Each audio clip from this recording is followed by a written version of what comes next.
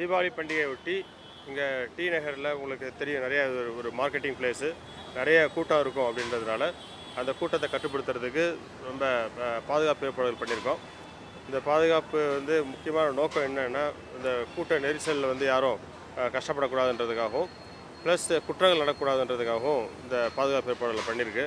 முக்கியமாக வந்து ஒரு 8 வாட்ச் டவர்ஸ் வந்து ஏற்பாடு பண்ணியிருக்கோம் அந்த ரங்கநாதன் ஸ்ட்ரீட்டில். ஸோ மேலேருந்து பார்க்கும்போது உங்களுக்கு எங்கேயாவது ஒரு ஒரு க்ரௌடு க்ரஷ் இருக்குது, கேதரிங் இருக்குது, நெரிசல் இருக்குனாலும் நமக்கு தெரியும்.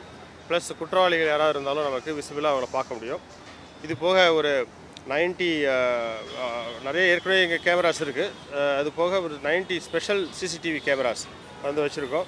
அது வந்து சவுண்டையும் கூட கேப்சர் பண்ணோம். தென் ஒரு 16 பிளேசஸில் வந்து பப்ளிக் அட்ரஸ் சிஸ்டம் வச்சு பொதுமக்களுக்கு அலர்ட் மெசேஜ் கொடுத்துட்டே இருக்கோம்.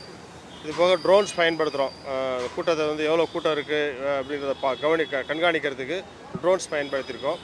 ப்ளஸ் பீப்புள் ரெஸ்ட் எடுக்கிறதுக்கு ஷாமியானாஸ் இருக்குது. ப்ளஸ் ஆம்புலன்ஸ் ஏற்பாடுகள்லாம் பண்ணியிருக்கு.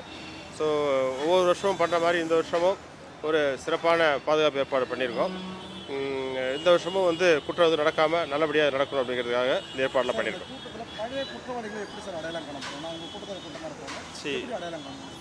ஏற்கனவே பழைய குற்றவாளிகள் எல்லாமே அவங்களோட ஃபோட்டோஸ்லாம் வந்து எடுத்து ஒரு டேட்டா பேஸில் வச்சுருக்கோம்.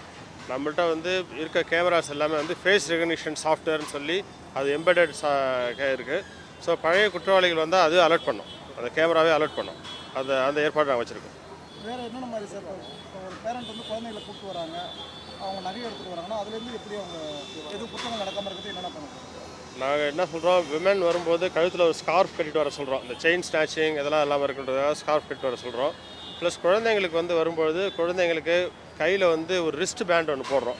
இந்த ரிஸ்ட் பேண்டில் வந்து அதை கிழிச்சு தான் எடுக்க முடியும், அதாவது கரண்ட் வராது. அந்த ரிஸ்ட் பேண்டில் வந்து மொபைல் நம்பர், பேரண்ட்ஸோட மொபைல் நம்பர் இருக்கும்.